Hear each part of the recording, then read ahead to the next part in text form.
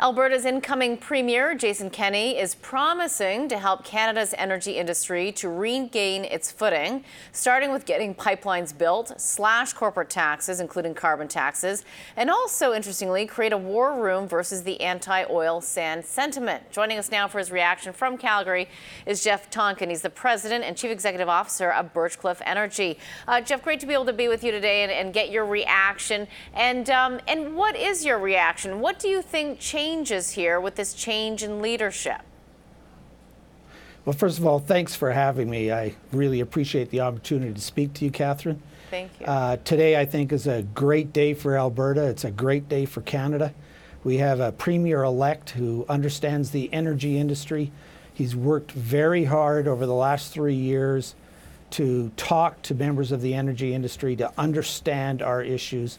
He has spent considerable time speaking to unemployed Albertans, people who run small businesses, all facets of the people that live in Alberta. He's just not a person who's solely focused on energy. He's focused on jobs and creating a place where people are working and where they have their own self-respect, trying to build a province that can be helpful to Canada. That's his vision, and that's why we're excited. Our view, my view, was the NDP was not that, and we were fighting them. They were fighting business, and that didn't give us the confidence to spend money or invest in Alberta. And you saw the investors left the energy industry, and just the solid companies are left. Well, Jeff, on that point, in terms of the investor base, I understand that you were in London recently and talking to international investors, and what was their message to you? Well, they've lost confidence investing in Canada. They've certainly lost confidence investing in Alberta, and that's because the people who were running at least Alberta didn't give them the confidence to invest here. Our costs were far too high, and we can't be competitive with the U.S. And so they took their money and walked and invested in energy in the U.S. That's what they've done, and we need to regain that confidence. And today was the first step, or last night was the first step of that. So were you making phone calls to those international investors, or were they calling you? Because I also understand that they perhaps said to you that if you get a change in government, we might be interested. Absolutely. I heard from some of our international shareholders, Americans, some people from Switzerland, one gentleman from London today, and they're excited. They want to know what is going to change in Alberta. And my comment was, first of all, nothing's going to change today except sentiment. And slowly you're going to see that confidence being built. You have to earn that trust. It's not about talking about it. It's about delivering. And I made one comment, and I'd make it on television here, which is Jason Kenney over the last 3 years has spent considerable time building his team of people around him. So he's got excellent candidates. I haven't heard anyone speak about the other members of his team that got elected, like Sonia Savage. She's got a PhD in pipeline law. She can recite to you Bill 69 backwards and forwards and what needs to change there.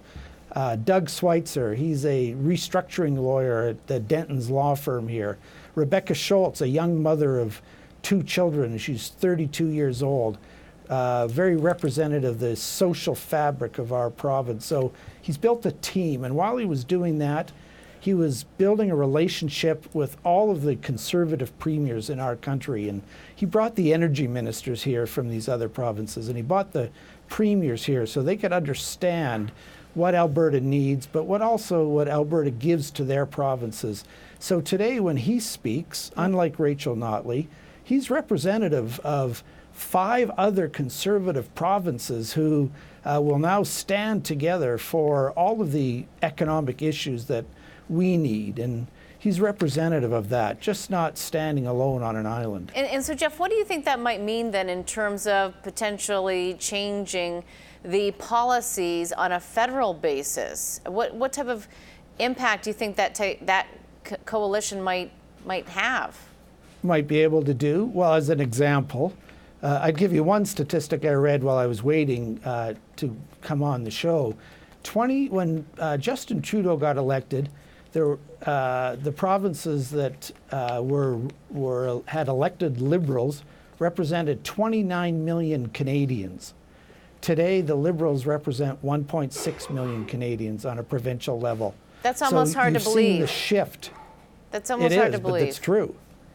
So that gives you the first thing. The second thing then is, if all of the provinces are standing together, then he's going to have to pay attention, because this is what the people of Canada think on a provincial level. A perfect example is this morning I heard some discussion about the canola issue that we have in Western Canada. If we don't look out, we've lost 40% of the buyers of canola, and Alberta understands, together with Saskatchewan and Manitoba, that this is devastating to our farmers.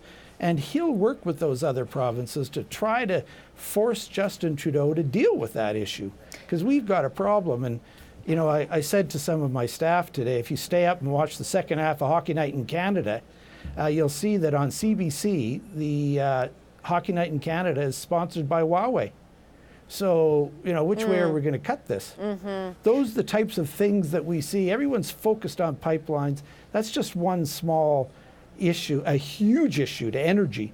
But there's a whole number of other issues where people are being hurt in Western Canada, and we need to stand together. Your Premier Ford was out here. We had 2,500 people come to a dinner for him on Thanksgiving to hear what he had to say and for him to understand Alberta's issues. So I think today we're feeling comfortable that Jason Kenney is speaking on behalf of a number of conservatives in this country. And Jeff, just to lay the groundwork in terms of where he's starting from, because I think this was actually also interesting and important in terms of where Premier Ford was starting from with a $13 billion deficit, not a surplus. I'm just wondering, from your perspective, in terms of how the energy industry is today versus 4 years ago, and Premier Notley's interest in meeting with business owners over the past 4 years versus what you're expecting from Premier Kenney, what are going to be the differences here? What are the differences? So we get the baseline. Well, let's start with the baseline.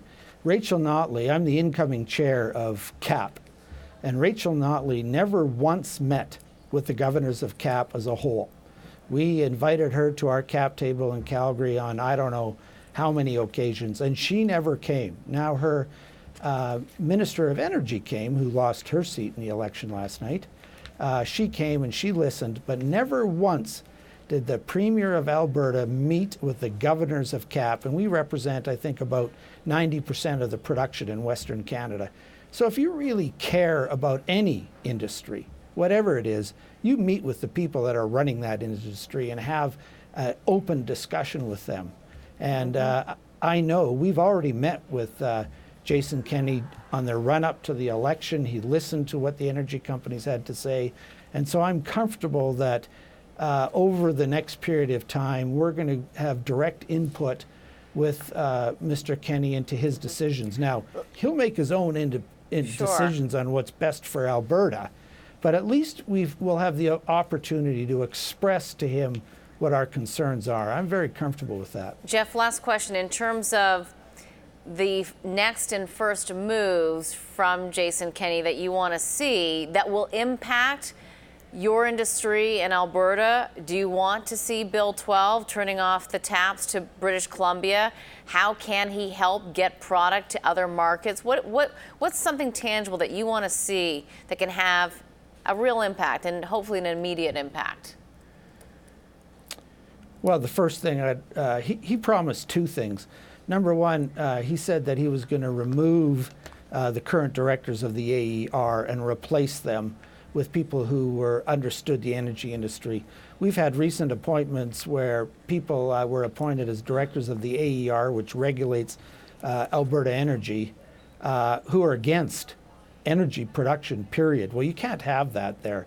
So we're looking for the removal of red tape. We're looking for the overall cost reductions. A perfect example is that carbon tax. You know, I buy land, drill wells, shoot seismic, build infrastructure, and then move my gas down TransCanada's pipelines. Today I sold that gas after I've hired all those people. They've all paid taxes. I've taken huge risk in doing that. And I sold my natural gas today for $1.35 a GJ. And I brought with me my natural gas bill for a cottage I have that when the wind blows, the candles go out. It's just a small little cottage, but it's representative of what's going on.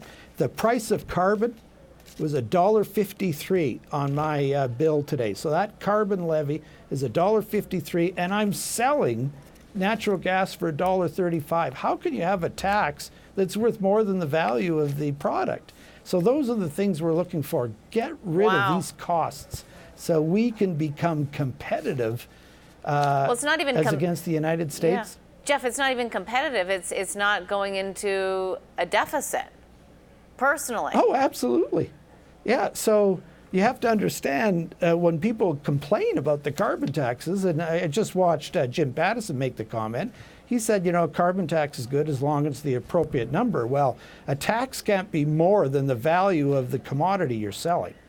So that's why we're all worked up here. And Canadians need to wake up to this. They need to understand that their carbon taxes when they're buying gasoline is adding huge costs to our whole economy. And no one has a problem in fighting carbon and trying to have a better climate and doing our part.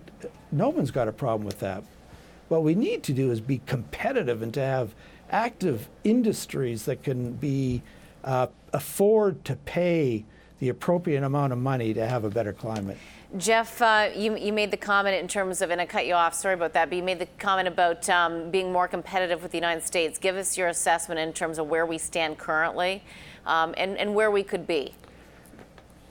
Well, first of all, we're very, very proud of the way of responsible energy production.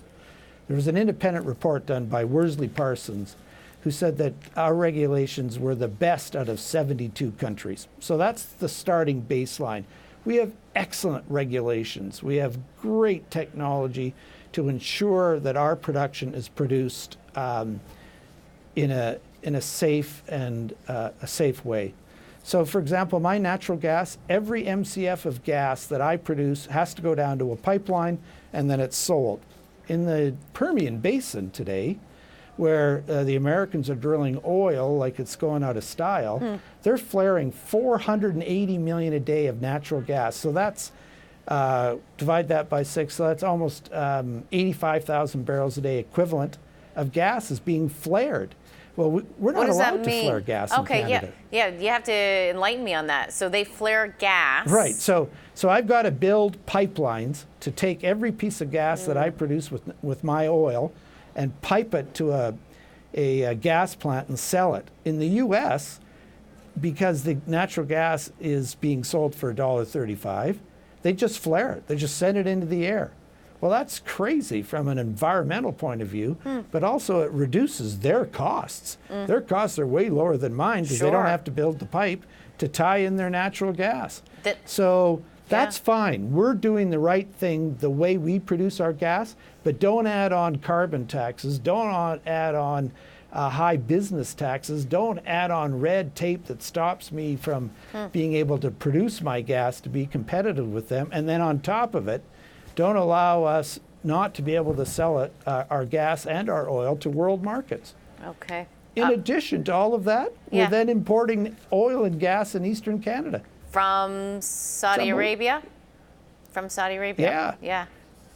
How about, that's a good place. Or how about Norway? Norway comes out 2 weeks ago and says they're going to sell Canadian oil and gas companies except Suncor in their pension fund portfolio, sovereign wealth fund. Yeah, in their pension funds. Yeah, I hear you. So they start selling, that's great, and now they then come out and say they're going to take that money and start to invest in renewables.